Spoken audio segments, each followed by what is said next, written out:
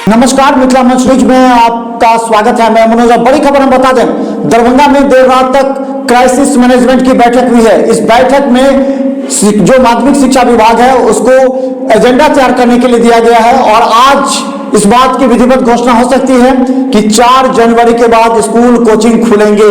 इस बात को लेकर के देर रात तक मंथन चली है। बिहार में स्कूल, कोचिंग और शिक्षण संस्थान खोले जाने को लेकर के बेसब्री से इन संस्थानों को इंतजार भले ही हो, लेकिन सरकार अधिग्रहण मंथन कर रही है।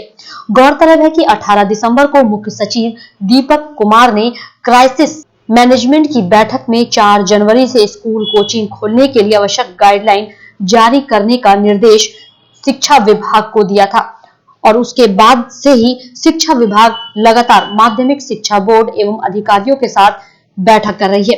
सोमवार की देर रात तक बैठक चलती रही। उम्मीद थी कि मंगलवार को गाइडलाइन जारी हो जाएगा, लेकिन अभी भी इसमें कई तकनीकी खामियां हैं जिसे दूर करने में शिक्षा विभाग जुटा है।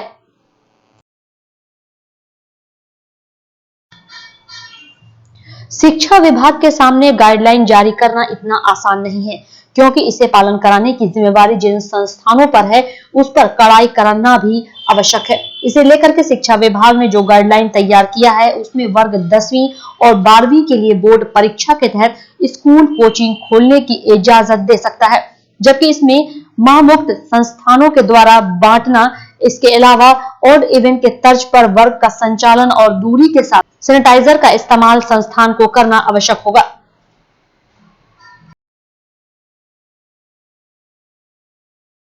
गौरतलब है कि कोरोना को लेकर विगत मार्च के बाद से ही सभी शिक्षण संस्थानें बंद हैं। जहां एक तरफ शिक्षण संस्थान के संचालकों को काफी नुकसान हो रहा है, वहीं शिक्षक दृष्टिकोण से छात्र छात्राओं को भी काफी नुकसान उठाना पड़ा है। हालांकि कई शिक्षण संस्थानों ने ऑनलाइन के जरिए खाना पूर्ति कर चुकी है, लेकिन ऑनलाइन को छात्र छात्राओं के साथ अभिभावक और शिक्षक भी सही नहीं मानते। उनका कहना यह है कि सिर्फ यह एक खाना पूर्ति है, इससे छात्र छात्राओं के गुणात्मक शिक्षा का विकास नहीं हो सकता। इस दृष्टिकोण से राज्य सरकार ने अब 4 जनवरी के बाद से स्कूल, कोचिंग खोलने का ऐलान तो कर दिया, लेकिन अभी भी उनके समक्ष कई चुनौतियां हैं। वर्ग 6ठी से 10वीं तक के छात्र छात्राओं के लिए वर्ग के संचालन के बाद सरकार इस बात का निर्णय लेगी कि 6ठी से नीचे तक की छात्र छात्राओं के वर्ग संचालन में किस तरह गाइडलाइन दिया जाए। हालांकि इस मुद्दे पर माध्यमिक शिक्षा बोर्ड के निर्देशक संजय कुमार लगातार इस पर कार्य कर रहे हैं और गाइडलाइन में जुटी टीम 1-2 दिन में गाइडलाइन जारी कर सकती है। हालांकि इसकी निगरानी भी जिला प्रशासन के अधिकारियों के द्वारा किया जाएगा, ताकि शिक्षण संस्थानों के द्वारा गाइडलाइन का सही से पालन हो रहा है या नहीं होने पर शिक्षण संस्थानों पर कार्रवाई भी की जा सकती है। हालांकि शिक्षण संस्थानों के खुलने की सूचना और गाइडलाइन को लेकर के शिक्षण संस्थान, स्कूल, कोचिंग, कंप्यूटर संस्थान काफी ज्यादा आशान्वित हैं और उन्हें अपेक्षा है कि सरकार के गाइडलाइन जारी होने के बाद 1 साल से बंद शिक्षण संस्थान पुनः एक बार समान स्थिति में आ पाएगी और छात्र छात्राओं के साथ अभिभावक और शिक्षकों का भी मनोबल बढ़ेगा। हालांकि शिक्षण संस्थानों के लिए एक चैलेंज रहेगा कि सरकार के गाइडलाइन का पालन करना, क्योंकि बाजार में जब गाइडलाइन का पालन नहीं हो पा रहा है तो कितना कुछ शिक्षण संस्थान में होगा, यह भी एक प्रश्न चिन्ह है। क्योंकि गाइडलाइन को लेकर जहां जिम्मेवारी सरकार, जिला प्रशासन और शिक्षण संस्थानों की भी, उतनी ही ज्यादा कार्रवाई की आशंका से भी शिक्षण संस्थान डर रहे हैं। ब्यूरो रिपोर्ट, मिथिला मंच न्यूज, दरभंगा। हम बता दें कि दरभंगा में विगत 8 महीनों से ऊपर से कोचिंग बंद है। हमारे साथ एक शिक्षक हैं विजय कुमार, जो कि अंग्रेजी के शिक्षक हैं, और हम बता दें कि जो कोचिंग चलाते हैं उनके समक्ष बहुत बड़ी समस्या विगत 5-7-8 महीनों से रही है, क्योंकि छात्र हैं नहीं, छात्र घर चले गए हैं, कोचिंग का रेंट देना पड़ रहा है, बिजली का रेंट है, कई तरह की समस्या को लेकर हमारे साथ आज हैं विजय कुमार जी। विजय जी, आपका स्वागत है। सर नमस्कार। सबसे पहले आपको और आपके इस टीवी चैनल मिथिला मंच न्यूज को, जैसे कि आपने अभी प्रश्न किया कि सरकार योजना तैयार कर रही है रीओपन करने के लिए इंस्टीट्यूशन को, तो इसमें सर सबसे पहली बात आप ये जानिए, मुझे नहीं लगता है कि लॉकडाउन पीरियड में शुरुआत के 1-2 महीनों में सभी चीज़ लगभग बंद थे, लेकिन शुरुआत के 1-2 महीने के बाद इंस्टीट्यूशन को छोड़ करके ऑल इंस्टीट्यूशन को, जो एजुकेशन सेक्टर था उसको छोड़ के सारे इंस्टीट्यूशन को मतलब जो है रीओपन कर दिया गया किसी न किसी प्रकार से। लेकिन इस संस्था को लेकर के सरकार का कोई जो है अभी तक गाइडलाइन उस तरीके से नहीं मिल पा रहा है जिस तरीके से हम लोग इंतज़ार कर रहे हैं। इसमें पहली बात है कि आप कॉलेजियस एग्ज़ाम या बोर्ड के एग्ज़ाम टाइम टू टाइम लेने के बारे में घोषणा करते रहे और लेते भी रहे हैं, और आने वाले टाइम में भी आप फरवरी में 12th बोर्ड का एग्ज़ाम लेने वाले हैं। अच्छी बात है, एग्ज़ाम होना चाहिए टाइम टू टाइम। लेकिन भैया जी एक चीज हम जानना चाहेंगे, क्राइसिस मैनेजमेंट की जो बैठक हुई है उस बैठक में 4 जनवरी को लिया गया, क्या लगता है कि 4 जनवरी के बाद स्थिति सामान्य हो जाएंगी? क्या छात्र जो बाहर है वो लौट जाएंगे? हालांकि इस बात से इनकार नहीं किया सकता है कि इस लॉकडाउन के दरमियान भी कई शिक्षकों ने अपने कोचिंग को चालू रखा, चलाते रहे, उन्हें ना कोरोना का भय हुआ ना कोरोना का खतरा हुआ, वो भी चलाते रहे। तो क्या लगता है कि इस तरह 4 जनवरी के बाद आपको आशा है कि हो पाएगा और स्थिति समान हो पाएगी? आशा बिल्कुल रखनी भी चाहिए, न भूतो न भविष्यति। आप ये भी जानते ही होंगे आगे क्या होगा इस बारे में मैं भी नहीं जानता हूँ, कोई नहीं, सिर्फ कोई नहीं जानते हैं। लेकिन ठीक है, 4 जनवरी से आपकी गाइडलाइन, सरकार की गाइडलाइन है कि हम ओपन करने वाले हैं, तो कीजिए। जो कुछ रिस्ट्रिक्शन भी डालना चाहते हैं डालिए, लेकिन उन बच्चों से आप कोई उम्मीद नहीं कर सकते हैं जो बच्चे अब गाँव पकड़ चुके हैं। यानी कि जो इस बार अपियर होने वाले बच्चे, मैक्सिमम बच्चे गांव में ही रह गए और किसी न किसी प्रकार से जहां तहां जाकर के अपना पढ़ाई कर लिए हैं। अब नेक्स्ट सेशन जो आने वाला 12th है, जो बच्चे 11th में अभी है, वो जो 12th में जाएंगे, वो कुछ बच्चे गांव से मूव करने वाले हैं इधर शहर की ओर। तो हो सकता है कि सरकार का जो गाइडलाइन आएगी उस गाइडलाइन के बाद अगर लगेगा बच्चों को कि अब जो है सो महफूज है शहर में रहना, शहर में क्या, अभी तो गाँव में भी रहना महफूज नहीं है, जिस हिसाब से पेंडेमिक पूरा विश्व को अपने अंदर में जकड़ी हुई है। लेकिन ठीक है, 4 तारीख से खोलती है सरकार गाइडलाइन के साथ में, तो स्वागत है। अच्छा विजय जी, 3 सवाल है, 3 सवाल का जवाब देना जो काफी अहम है कोचिंग के लिए भी। पहला, अगर आपको लगता है कि स्थिति सामान्य हो जाएगी तो क्या 12वीं के जो बोर्ड के स्टूडेंट हैं जिसके लिए हर बार क्रैश कोर्स चलाए जाते थे, लगातार कोर्स कंप्लीट किया, आप तो अच्छी तरह जानते हैं कि इस बार बच्चों के कोर्स भी कंप्लीट नहीं हो पाया है, तो अब को जो 2 महीना बचे हैं, 2 महीना भी बचे हैं, अगर जनवरी कम 1 महीना बचा है, तो किस तरह बच्चों का कोर्स कंप्लीट हो पाएगा, एग्जामिनेशन के लिए बच्चे तैयार हो पाएंगे, किस तरह क्या व्यवस्था होगी? देखिए, अगर शुरुआत में ही जनवरी के प्रथम सप्ताह में ही अगर सरकार खोल देती है तो मुझे लगता है कि महीना में 4 सप्ताह होगा, तो कम से कम 3 सप्ताह जो है सो किसी भी तरह के टेस्ट लिया जा सकता है। क्योंकि देखिए, आप भी बिल्कुल जानते हैं कि पूरा सिस्टम ही जो है सो टूट चुका है। लेकिन फिर भी अगर उसमें हम जोड़ना चाहेंगे तो 1, 2, 3, 4 एग्जाम ले सकते हैं। अगर कोई बाहरी सेक्टर के जो लोग होते हैं टेस्ट लैब खोल करके, टेस्ट सीरीज खोल करके चलाते हैं, ले सकते हैं। लेकिन मुझे नहीं लगता है कि जो बच्चे पिछले साल इंटरेस्टेड जितने तरीके से होते थे उतने तरीके से इस बार इंटरेस्टेड होंगे, क्योंकि बच्चा डिप्रेस्ड हो चुका है पूरा। जो है सो समझिए कि अपने आप में मतलब बच्चे को लगता है कि सरकार हमारे लिए कुछ नहीं करती। और एक बार आप ये सोचिए ना कि इस बार का रिजल्ट जो दिए हैं गवर्नमेंट ने, फेल वाले को भी पास किए हैं। ये तो आप सबसे इन्फीरियर कह सकते हैं कि बिना पढ़े लिखे बच्चे को भी आप यदि पास करेंगे तो पढ़ने वाले बच्चे का जो करेज है वो डिस्करेज होगा, है ना। इसलिए कम से कम गाइडलाइन फॉलो करवाइए, अच्छे से करवाइए, बेहतर से करवाइए, और इसी तरीके से टेस्ट लेकर के बच्चे को मोटिवेट कर सकते हैं। हालांकि हम लोग तो लेते हैं, साप्ताहिक टेस्ट लेते हैं, है ना। ठीक, दूसरा सवाल भैया जी, अगर कोचिंग सामान्य होता है, खुलता है, सरकार गाइडलाइन जारी करेगी, दूरी बनाकर रखे, तो क्या लगता है कि बड़े कोचिंग को छोड़कर छोटे कोचिंग जिनके पास स्पेस कम है, जिनके पास मात्र 7, 8, 10 बेंच है, जो कोचिंग नहीं ट्यूशन के रूप में चलाते हैं, किस तरह मेंटेन करेंगे सामाजिक दूरी और मास्क, किस तरह आप कर पाइएगा इसको? देखिए, जो मेरे ख्याल से जो भी जूनियर टीचर हैं, एक तरह से आपके कहना अनुसार, यानी कि जिसके पास छोटे रूम है और कम विद्यार्थी है, तो उसके पास जितने विद्यार्थी हैं उस हिसाब से कैपेसिटी वाले रूम भी है। तो हमें लगता है कि एक बैच में अगर मान लीजिए कि कैपेसिटी था पहले 20 स्टूडेंट का, तो आज सोशल डिस्टेंसिंग करवाएंगे तो इसमें से आप आधा आधा कर सकते हैं, और 10 स्टूडेंट को आप 10/10 करके आप जो है सो बांट सकते हैं, टाइम पीरियड चेंज कर सकते हैं। या हो सकता है अगर मैनेज करने की ही बात है तो हम 1 घंटे जब बच्चे को देते हैं और सोशल डिस्टेंस अगर मेंटेन करेंगे तो हम 50-50 कर सकते हैं।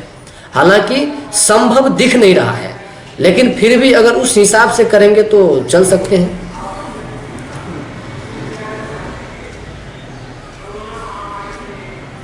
अच्छा भैया जी, एक अंतिम सवाल हम जाना चाहेंगे जो काफी महत्वपूर्ण है। इस लॉकडाउन के दरमियान ऑनलाइन की व्यवस्था भी, ऑनलाइन से पढ़ाई की थी, क्या लगता है ये ऑनलाइन और ऑफलाइन दोनों में क्या विश्लेषण कर पाते हैं? क्या ऑनलाइन बेहतर रहा छात्रों के लिए या इससे नुकसान हुआ? जहां तक मुझे लगता है कि सर हमने तो ऑनलाइन नहीं दिया, लेकिन इसलिए नहीं दिया कि मुझे नहीं पसंद है। कुछ लोगों को पसंद है, कुछ लोग दिए हैं, लेकिन एक बात जान लीजिए कि ऑनलाइन क्लास करने वाले बच्चे उस तरीके से विजुअलाइज नहीं हो पाते हैं जिस तरीके से मतलब क्लासरूम में, ऑफलाइन क्लासरूम में टीचर के साथ इंटरेक्शन होता है नज़दीकी से, उतने बेहतर से इंटरेक्ट जो है जो बच्चे ऑनलाइन में नहीं हो पाते। हालांकि देखिए आज का एक फैशन का दौर चल पड़ा है कि जब से भी स्मार्टफोन बच्चे के पास आ गए हैं तो बच्चे यूट्यूब पर भी जाकर के क्लास देखने के लिए जो है सो ओपन तो करते हैं क्लास, लेकिन मैक्सिमम ऐसे बच्चे हैं जो उस क्लास के नीचे में बहुत सारे जो कैटलॉग खुल करके रहते हैं वो वीडियोज भोजपुरी या वगैरह वगैरह देखने लगते हैं। तो मुझे लगता है कि ऑनलाइन एक तरह से इन्फीरियर है एजुकेशन के पॉइंट ऑफ व्यू से,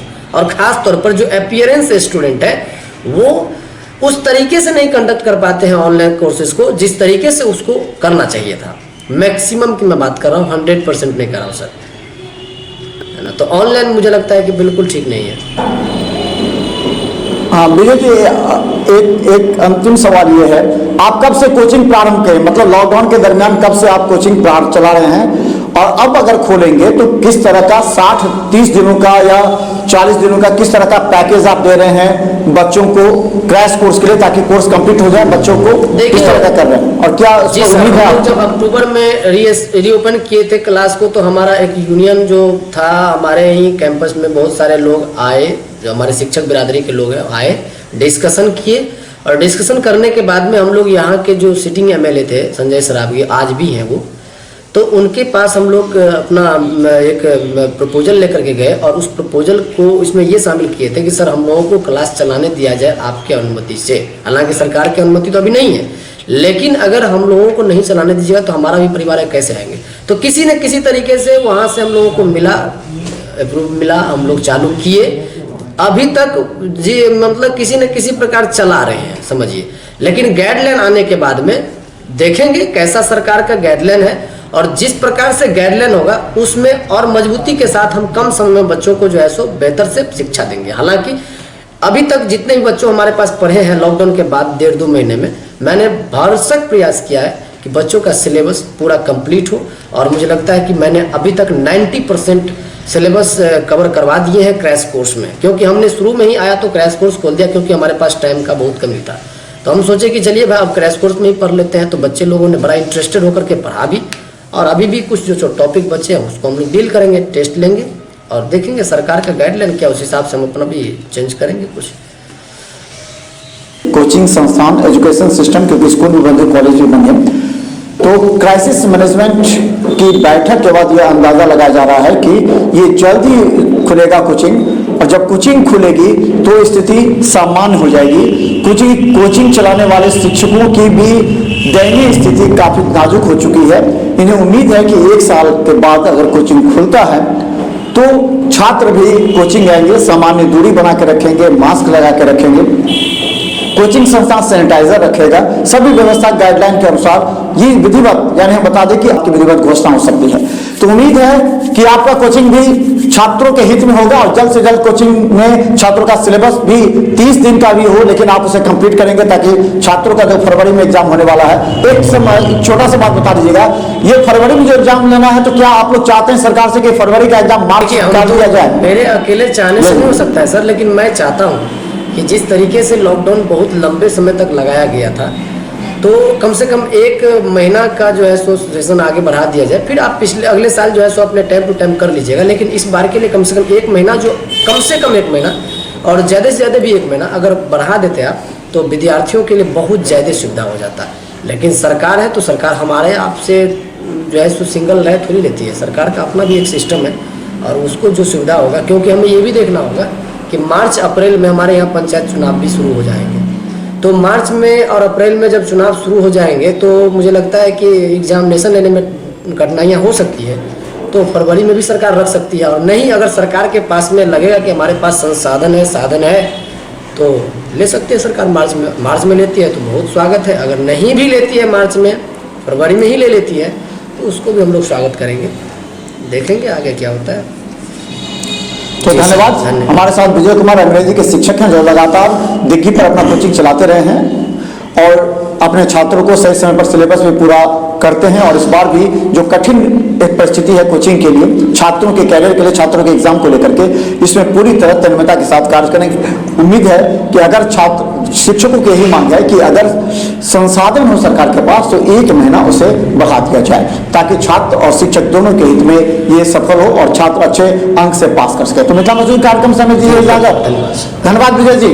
थैंक यू। विजय कुमार जो अंग्रेजी के शिक्षक हैं, जो 11वीं 12वीं का पढ़ाते हैं, दिग्गी के पास इनका कोचिंग है और लगातार छात्रों के सिलेबस को पूरा करने के लिए कटिबद्ध भी हैं। और हम बता दें कि इसे लेकर के इनकी मांग भी ये भी है कि सरकार को अगर संसाधन हो तो मार्च में परीक्षा ले, ताकि छात्रों को भी 1 महीना का समय मिले, शिक्षकों को भी, ताकि उनकी सिलेबस पूरा कर सके। हालांकि सिलेबस पूरा होने की संभावना काफी कम दिखती है, लेकिन शिक्षकों ने भी इस बात को लेकर के कहा है कि समय मिलता है तो वो कोर्स कंप्लीट कर सकते हैं। तो धन्यवाद विजय जी हमारे साथ। तो हम बड़ी खबर बता दें, अगली बड़ी खबर हम आपको बता दें, क्राइसिस मैनेजमेंट की बैठक में क्या क्या निर्णय हुआ। देखते रहिए मिथिला मजदूर पर। हर अपडेट खबर यूट्यूब में सब्सक्राइब करें। धन्यवाद।